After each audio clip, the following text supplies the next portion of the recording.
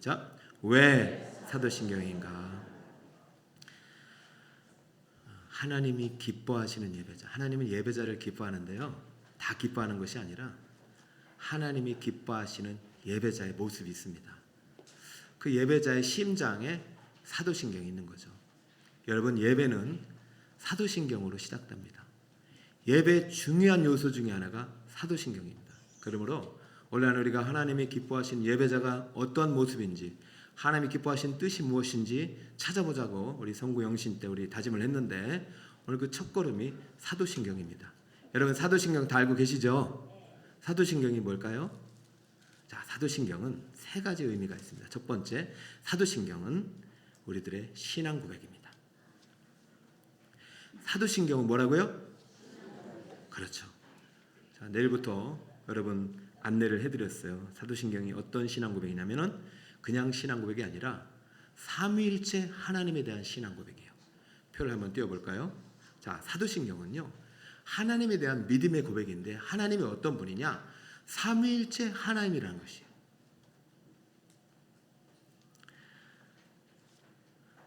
나는 성부 하나님을 믿사오며, 나는 성자 하나님을 믿사오니, 나는 성령 하나님을 믿사오며, 나는 삼위일체 하나님을 믿사옵나이다.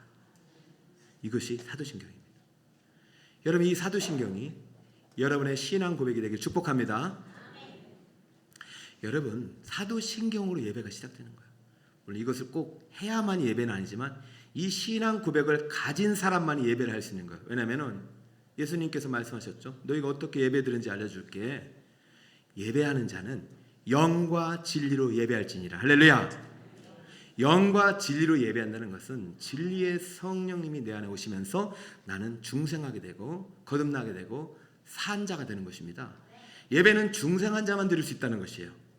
진리의 말씀에 대해서 내주하는 성령으로 반응해서 내 믿음을 고백하는 자만 드릴 수 있는 것이죠.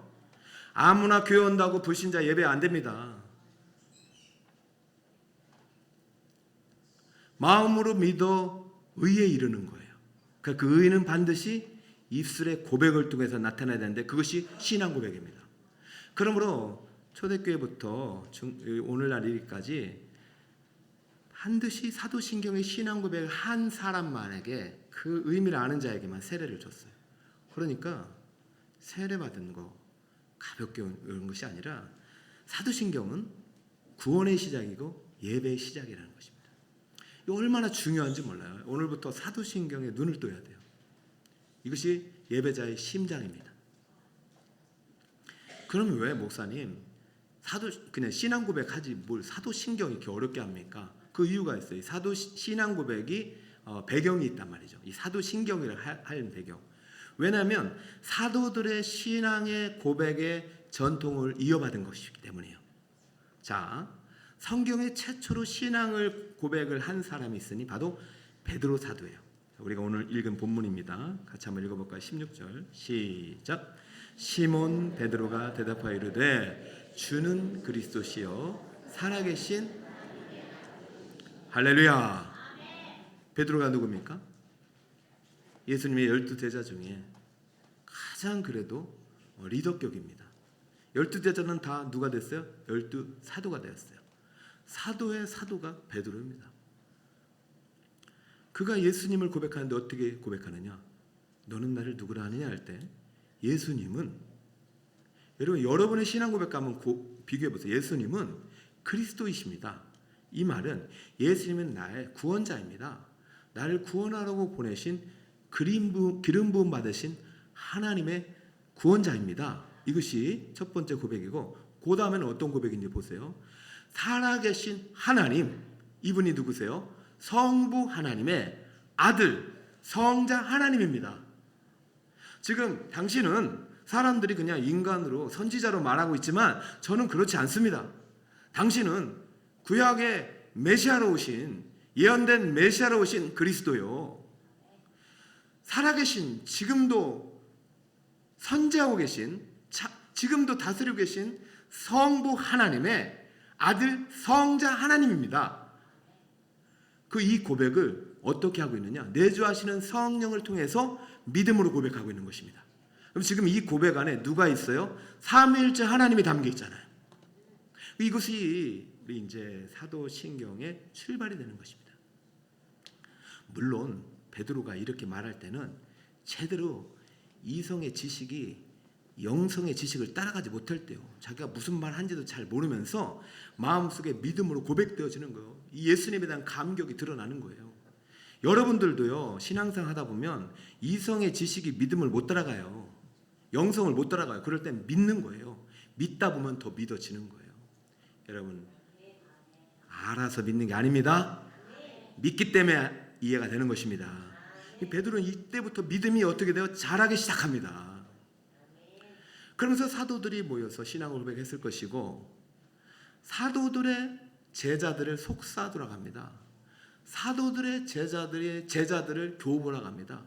그래서 이 사도들과 예수님과 직간접적으로 연결된 사람들이 5세기 동안 교회를 만들었어요. 그래서 이 사도신경의 원문, 지금 이 16절의 한 줄은 지금 우리가 고백하는 이 원문이 되기까지는 500년이 걸린 겁니다. 근데 거기서 끝난 게 아니라 그때부터 교회가 또 나눠져요. 이단들이 생겨요. 그러면서 이 사도신경이 공격을 받아요. 맞냐 틀리냐. 그래서 그것이 1000년 동안 공격을 받았음에도 불구하고 이 원문이 살아납니다. 그래서 최종적으로 이것을 오늘날 교회에 불변하는 신앙 고백으로 하자. 그것이 15세기 종교개혁 때 결정난 겁니다. 그러니까 원문이 다듬어져서 오늘날의 원문이 된 것은 5세기고 5세기부터 치열한 전쟁을 통해서 살아남은 기간이 몇 년이라고요? 1세기니까 몇 년입니까? 1000년. 그러니까 사도신경은 몇 년 동안 살아남았냐면 1000년 동안 살아남았고 500년 동안 만들어진 하나님 우리에게 주신 위대한 신앙의 사도로부터 전승된 유산이기 때문에 우리는 사도신경이라고 부르는 것이에요. 보통 고백이 아닌데 너무 가볍게 막 주문해오듯이 했다면은 오늘 다시 한번 해야 돼요. 오늘 목장 모임 때 이거 다시 한번 고백시켜 보세요. 그럼 목사님 신경은 또 뭐예요? 그냥 사도 고백하든지. 신경은 뭐냐면 우리가 축약하다 보니까 그래요. 신 믿을 신, 경은요 정경, 성경의 뜻이에요. 신이라는 것은요 신조라는 뜻을 갖고 있어요. 믿음을 요약한 교리의 핵심이에요. 그래서 신조는 성경의 요약이에요. 성경의 뼈대. 신구약 성경을 요약하고 축약해서 버릴 수 없는 마지막 뼈대가 사도신경인 것입니다. 그러면 여러분 사도신경을 제대로 알고 믿고 고백할 수 있다면 여러분이야말로 진정한 하나님의 기뻐하시는 예배자가 될 수 있는 것입니다. 할렐루야. 나는 사도신경이 이렇게 훌륭하고 오랫동안 치열한 전투 속에 살아남은 하나님께서 우리에게 주신 위대한 신앙의 유산임을 오늘 깨달았다면 내일부터 새벽기도 꼭 나오시기 바랍니다. 왜냐하면 이 문장이 어떻게 만들어졌는지 5일 동안 가르쳐 드릴 거니까. 여러분 사도신경을 외운다고 해서 예배자가 되는 게 아닙니다. 의미를 알아야 되죠. 왜 성부 하나님이 이런 분이고 성자 하나님이 이렇게 표현했고 왜 성령 하나님이 이렇게 왜 교회와 연결되고 있는가.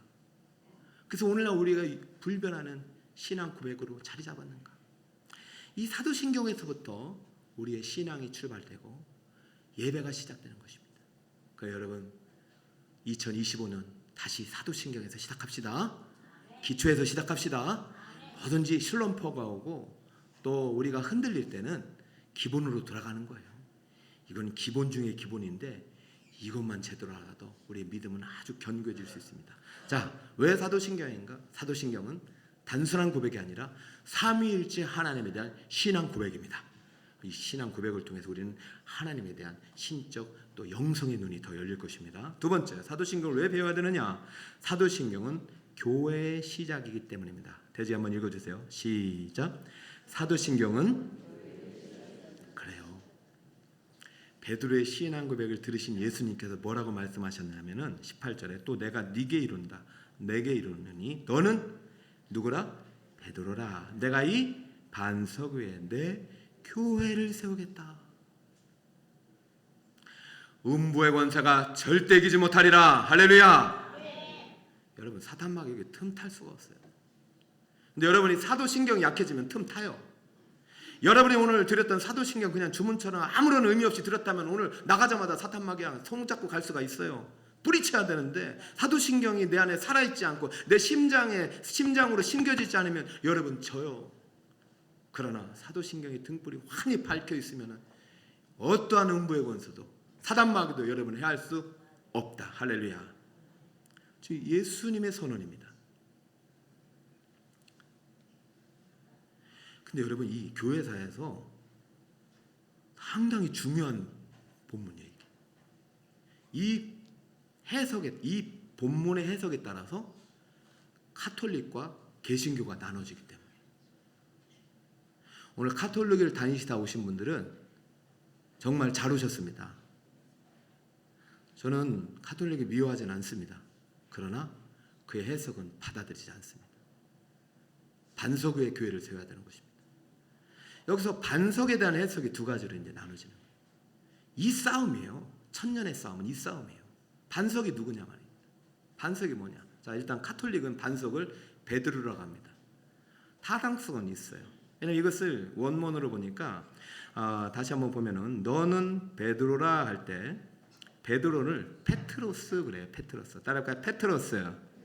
이게 반석이라는 뜻입니다. 베드로 자체가 개바로 뜨고 페트로스가 반석이라는 뜻이에요. 적고요. 모르겠으면 목자님한테 물어보고 나중에 목자님도 잘 안 되면 이제 교육자님 이렇게 물어보시면 됩니다. 그리고 내가 이 반석을 페트라라고 그래요. 따라할까요? 페트라. 이것도 반석이라는 뜻이에요.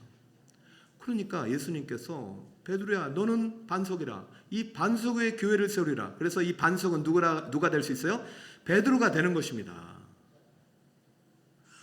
그러면 안 됩니다.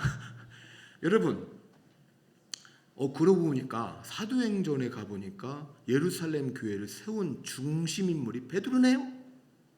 그래서 카톨릭은요 베드로가 1대 교황입니다. 그래서 그 교황의 전통에 따라 지금 몇 대까지 있는 거예요. 그래서 이 반석이 엄청납니다. 반석이 기초가 되고 기준이 되고 머리가 돼요. 자, 그런데 치명적인 두 가지 결함을 이 친구들은 공부를 제대로 안 한 것 같아요. 종교개혁자들을 밝혀냅니다. 원문을 분해하면서 뭐야 어떻게 교황이 반석이야? 아닐 것 같은데 하면서 루터와 칼빈 이것을 밝혀내는데 물론 여러 가지 신학자들이 페트로스와 페트라는 완전히 다른 단어예요. 페트로스, 베드로는 남성 명사입니다. 페트라는 여성 명사입니다. 여성 명사는 여성이 아니라 어떤 그 중성적인 의미가 있어요. 그러니까 어떤 그 개념을 설명하기 위한 거예요. 베드로는 고유 명사예요. 고유 명사. 그러나 반석은 이런 어떤 일반적인 우리. 그리고 의미 자체가 페드로스, 베드로는요 작은 바위라는 뜻이에요. 이게. 그러나 페트라는 큰 바위라는 뜻이. 그러니 용어 자체가 달라요. 베드로가 만약에 반석이면 너는 베드로스라. 너는 내가 베드로스 위에 교회를 세워 이렇게 했었는데 그렇게 하지 않았단 말입니다. 그리고 종교개혁자들이 했던 가장 중요한 원리가 솔라 스크립트라. 이 성경은 성경으로 해석해야 된다. 이 본문에서 그냥 머무르지 말아요. 그래서 많은 이단들은요 그냥 구절을 가지고 자기가 많이 풀어가지고 자기가 교주가 되는 거예요. 자 보세요. 여러분 정신 차려야 되는데 지금 이거 잘 들으셔야 됩니다. 안 그러면 지금 나갈 때 신앙 고백에 심장이 막 심근경색 걸려요. 심장이 뛰어야 돼요. 이게 사도신경이 얼마나 이게 내 마음을 뜨겁게 하는지 몰라요. 저는 일주일이 너무 사모가 되고 기대가 돼요. 지금 저조차도 어디 가다 이렇게 되는지 하면서 봐라. 여러분 잘 보세요. 종교개혁자들은 성경을 성경으로 해석해서요 이 구절에 머무르지 않고 전체를 봤습니다. 전체를. 그래서 어디를 찾아봤느냐? 이 반석의 의미를 확인하는데 에베소서 2장 20절을 봤습니다. 자, 여러분 한번 찾아보시고 읽어볼까요? 시작. 너희는 사도들과 선지자들의 터위에 세우심을 입은 자라 그리스도 예수께서 친히 모퉁이 돌이 되셨느니라. 할렐루야. 누가 돌이라고 그래요? 예수님이 모퉁이 돌이래요. 바울도요 하나님이 이방인의 사도로 선택받았기 때문에 사도 바울도 신앙 고백의 아름다운 원리를 알고 있어요. 그러다 보니까 예수님이 반석이란 말이고, 그리고 이 예수님을 어떻게 발견해야 되느냐, 사도들과 선지자들의 터 위에서 발견된다. 그러면 이 사도들과 선지자들의 터는 뭐냐면은 신구약 성경을 의미합니다. 사도들의 터는 신약 성경, 선지자들의 터는 구약 성경. 그래서 이 반석은 다른 말로 예수 그리스도를 증거로 하고 있는 신구약 성경을 말합니다. 그러므로 교회는 베드로에 세워지는 것이 아니라 신구약 성경의 말씀의 반석 위에 세워지는 것입니다. 할렐루야. 베드로의 신앙 고백이 신구약 성경에서 나오는 것입니다. 그러면 신구약 성경에서 나온 신앙 고백의 주인, 진정한 기초석이요 반석은 누구냐? 예수님이라는 것이에요. 고린도 전서를 또 볼까요? 고린도전서 3장 11절입니다. 같이 읽습니다. 시작. 이 닦아둔 것 외에 능히 다른 터를 닦아둘 자가 없으니 이 터는 곧 예수 그리스도라. 할렐루야. 신구약 성경의 터 위에 터가 예수님입니다. 이 터 위에 예수님이 터 위에 신구약 성경이 있고, 신구약 성경의 터 위에 베드로의 신앙 고백이 있고, 베드로의 신앙 고백 위에 교회가 세워지는 것입니다. 할렐루야. 요약합니다. 반석은 베드로가 아닙니다. 첫 번째 베드로의 신앙 고백이고, 두 번째 신구약 성경 말씀이고, 세 번째 예수 그리스도입니다. 자, 목자님 손 드세요. 목원님이 물어봤어요. 성도들이 반석이 뭐예요? 베드로인가? 그러면 안 되고, 자, 첫 번째 뭐라고요? 베드로의, 두 번째는 신구약 성경의 말씀, 세 번째는 예수 그리스도. 이걸 역순으로 가야죠. 그죠? 여러분, 이러한 신앙 고백이 내 안에 심장으로 있을 때 하나님이 기뻐하시는 예배자가 되는 것입니다. 이 세 가지 반석에 교황이 들어가면 됩니까? 안 됩니까? 신천지 이만희가 들어가면 됩니까? 안 됩니까? 안 돼요. 하나님의 교회가 들어가면 안 됩니다. 어느 이름도 들어가면 안 돼요. 오직 예수 그리스도. 그분이 누구냐? 삼위일체 하나님이기 때문에 우리의 신앙의 대상은 삼위일체 하나님입니다. 할렐루야. 근데 이제 베드로가 이런 고백을 하고 예수님께서 네 신앙 고백에 내가 교회를 세우겠다. 반석 위에 교회를 세우겠다고 했어요. 그러므로 신앙 고백은 교회가 아니에요. 교회의 시작입니다. 이제부터 교회이지만 교회를 지금부터 지어져 가야 되는 거예요. 여러분이 지금 교회로 왔어요. 새가족 공부했어요. 세례를 받았어요. 뜨거웠어요. 그건 시작이에요. 이제부터 교회를 지어져 가야 돼요. 그럼 어떻게 지어져 가야 되느냐? 그때부터 여러분 예배를 드려야 됩니다. 예배는 두 군데서 드릴 수 있어요. 먼저 성전에서 대그룹 예배를 반드시 드릴 때 심장이 뛰는 거예요. 그러나 이 심장은 여기서만 드리면 안 돼요. 반드시 소그룹을 통해서 다시 한번 드려져야 되고, 이 소그룹 예배가 가정으로 들어가야 되고, 직장으로 들어가야 되고, 세상 속으로 예배가 흘러가야 돼요. 그러므로 반석 위의 교회를 세운다는 것은 건물을 의미하는 것이 아닙니다. 예수 그리스도 생명의 말씀의 신앙 고백 위에 세워진 믿음의 공동체가 여러분의 만남을 통해서 아름답게 지어져 가는 것이 교회입니다. 여러분, 이번에 이제 우리 2025년에 좀 몇 가지 바뀌었어요. 주보도 바뀌었죠. 목장 이름도 바뀌었죠. 여러분, 새 술은 새 부대에 담아야 되잖아요. 믿음, 소망, 사랑 공동체를 세웠습니다. 이 공동체를 여러분이 사도신경 신앙 고백 위에 세워지길 축복합니다. 오늘 목장 모임 혹시 하게 되면 다른 거 묻지 마세요. 신앙 고백 할 수 있습니까? 사도신경 한번 해봅시다. 목자가 이걸 확인하셔야 돼요. 그런다면 어떻게 돼요? 자, 그럼 올해 우리의 신앙 고백은 예수 그리스도의 말씀인 신구약 성경 안에서 왔습니다. 우리 올해만큼은 일독을 해봅시다. 신약독을 해봅시다. 올해만큼은 사복음서 읽어봅시다. 이런 계획들이 오늘 목장 모임 속에서 이루어지길 축복합니다. 성경을 읽을 수 있는 방법은 상당히 많아요. 저희 교회는 성경 읽기표가 배치되어 있어요. 이걸 가지고 매 3주 읽으면 돼요.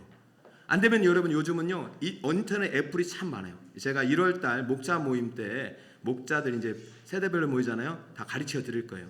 그럼 여러분들이 1월은 모이기에 힘쓰고 2월부터는 이거를 성경 애플로도 읽을 수 있고 녹음도 할 수 있고 카톡으로 할 수 있고 어떻게든 반석의 교회를 세우려면 내 안에 신앙 고백이 있어야 되고, 이 신앙 고백이 자라는 성경 말씀이 공급돼야 됩니다.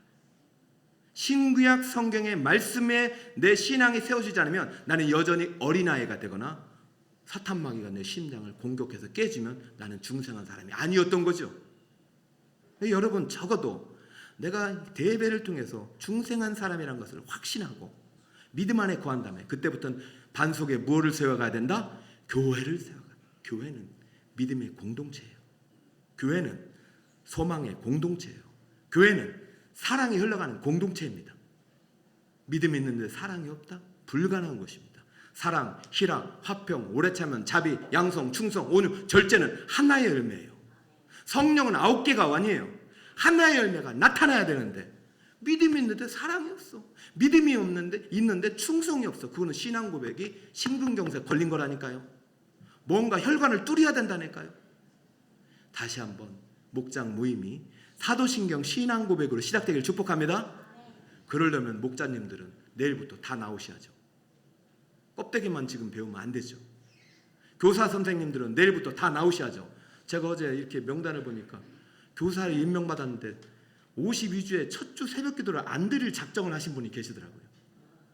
그런 분들은 뭔가가 지금 이게 혈관이 막혀 있는 것입니다. 뚫으시기 바랍니다. 옆에 분 보세요. 혈관을 뚫읍시다. 시작. 혈관을 뚫읍시다. 보혈의 혈관을 뚫읍시다. 여러분 잘하는데, 잘하고 계셔요. 여러분, 제가 이렇게 하는 거는 누구의 기쁨이 되라? 하나님의 기쁨이 되라. 아직 안 끝났거든요. 조금만 기다려요. 빨리 끝낼게요. 우리 청년이 오늘 새롭게 이렇게 합니다. 여러분, 이럴 때 청년에게 축복 박수, 축복. 아유, 청년이 좀. 자, 그래서 마지막 세 번째, 왜 사도신경이냐? 자, 따라볼까요? 사도신경 신앙 고백은 누구의 기쁨이다? 하나님의 기쁨이다. 예수님이요, 하나님이시잖아요. 근데 베드로가 예수님을 살아계신 하나님으로 고백했기 때문에 기쁜 거예요. 자, 그 기쁨을 이렇게 표현했어요. 17절. 자, 다 함께 읽어봅시다. 시작. 예수께서 대답하여 이르시되 바요나 시몬아, 내가 복이 있도다. 이를 내게 알게 하니는 혈육이 아니요 하늘에 계신 누구다? 어느 누구도 예수님을 하나님으로 인정하지 않고 대화하지 않았어요. 대제사장들도, 제사장들도, 장로들도, 바리새인, 서기관, 그렇게 구약을 잘 알고 있던 사람들이 반석이 그리스도가 아니니까 이들은 하나님, 예수님을 하나님을 대화하지 않았지만 누가? 베드로가 주는 그리스도시요 살아계신 성부 하나님의 아들이십니다. 할렐루야. 당신은 성자 하나님입니다. 당신은 하나님입니다. 그러니까 세례요한은 그것을 알고 신발끈도 못 풀겠다고 그랬어요. 못 묶겠다고 그랬어요. 사랑하는 여러분, 예수님에 대한 믿음이 다시 한번 여러분에게 살아나길 축복합니다. 작은 돈을 여러분 안에 계신 게 아니에요. 이분은 여러분의 인생의 주인이 되기에 충분하신 분이에요. 신앙 고백만으로도 충분히 기뻐하셨어요. 근데 또 다른 이유가 하나 더 있어요. 예수님을 삼위일체 하나님을 고백한 것 때문에 참 기뻤는데 또 다른 이유가 뭔지 아세요? 이 고백의 교회에서 한 것이 아니라 밖에서 했기 때문이에요. 이 고백을 드리는 곳이 관광지입니다. 가이사라 빌립보라고 한번 볼까요? 가이사라 빌립보 여기에요. 여러분 가보셨나요? 가이사는 저 로마 황제 이름이고 빌립보라는 것은 이때 이 지역을 분봉왕, 그래서 황제한테 기분 좋게 하려 저걸 도시로 만들었는데 여기가 유명한 관광지예요. 복원했어요. 한번 보세요. 복원한 그림은 다음 장에 이렇게 저게 유명한 관광지라 사람들이 많이 갔는데 왜 많이 간 줄 아세요? 저기에 신전이 3개나 있어요. 한쪽에는 가이사 아구스도 황제의 신전, 황제를 신처럼 섬겼어요. 그 다음에 가운데는 판신전, 로마가 믿었던 신이고요. 그 다음에는 이제 이방 신전. 야, 식민지 백성들, 니네들 나라 신들도 갖다 놔, 섬기게 해줄게. 아주 자비를 베푸는 것 같지만 이게 멸망의 길입니다. 자, 보세요. 예수님께서 제자훈련하고 교회에서는 얘네들이 사도신경 다 하는데 과연 사람들 앞에서도 할까? 테스트하러 간 겁니다. 얼마나 많은 사람들이 세상에서는 자기가 믿는 신과 권력과 돈과 우상을 따라 살아갑니까? 그러나 그 한복판에서 세상의 한 복판에서 사도신경을 외칠 수 있다. 신앙 고백을 할 수 있다. 그것이 하나님의 기쁨이 되는 것이죠. 베드로에게 물었습니다. 많은 사람들이 보고 있을 수도 있어요. 얘들아, 사람들이 나를 누구라 하냐? 사람들이 선지자라고 합니다. 사람들이 성인이라고 합니다. 세례요한이라고 합니다. 그래, 사람들 필요 없다. 너희는 나를 누구라 하느냐? 코로나 시기에요. 교회 다닌다고 했다가 많이 퇴직하시는 분들이 계세요. 신앙 고백을 못하는 겁니다. 교회에서는 사도신경을 외워갔는데 회사는 못하는 거예요. 왜요? 여러분 12명의 제자 중에 왜 베드로만 얘기했을까요? 많은 사람들이 보고 있어요. 혹시 이 사람이 아니면 어떡하나? 살 길이 있어야 되죠. 사랑하는 여러분, 예수님은 무수많은 선택지 중에 한 분이 아니에요. 예수님은 창조를 창조하신 유일한 하나님의 아들이에요. 천지를 창조하신 말씀이에요. 여러분의 신앙 고백이 정말로 예수 없이는 난 살 수 없다는 믿음의 고백이 되길 축복합니다. 많은 사람들이 뭐라 하든 주는 그리스도시요 살아계신 하나님의 아들입니다. 할렐루야. 죽으면 죽으리다.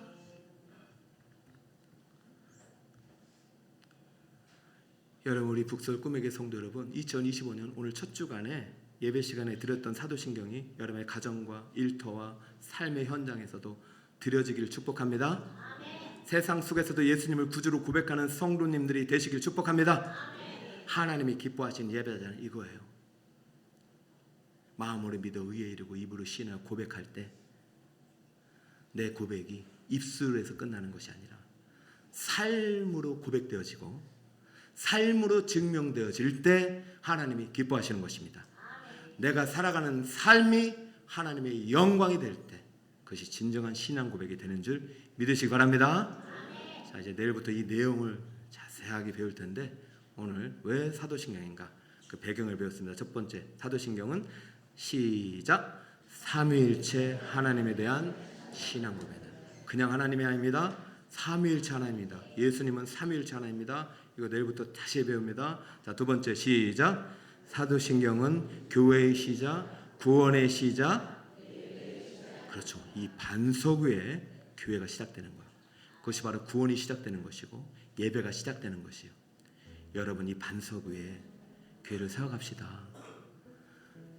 내 것이 맞다면 우리 성도님도 맞는지 심장이 뛰는 분들이 확인해 줘야 돼요. 그것이 목장 모임입니다. 저는 다 확인이 안 돼요. 작년 6개월 동안 고민했어요. 이거 믿음, 소망, 사랑. 그래서 믿음의 연차대를 했고, 우리 사망 공동체는 사실은 제가 여러분과 좀 친해지려고 이렇게 했고, 이렇게 해놓으니까 여러분들이 참 귀하다. 이번에 이제 특세도 어르신들의 믿음의 유산을 사도신경처럼 물려주려고 하는 거예요. 손자 손녀 있으면 다 데리고 나오세요. 다 안 되면 내일 기도받는 날이라도, 그죠? 그래서 부모님과 함께 오고. 근데 부모들이 없는 아이들이 유년부, 초등부부터 생깁니다. 그럼 선생님들이 대신 부모가 되어 주셔야 됩니다. 오늘 하나님의 기뻐하시는 예배자로 살아간다는 것은 단순히 입술로 고백하는 것이 아니라 입술의 고백이 삶으로 드러나야 되고 삶으로 증명되어지는 신앙 고백이 될 때 하나님이 기뻐하시는 예배자가 되는 것입니다. 이제부터 이 신앙 고백의 반석 위에 하나님이 아름다운 교회 공동체를 세워가는 믿음, 소망, 사랑의 축복의 우리 성도님 되시기를 예수 그리스도의 이름으로 축복합니다.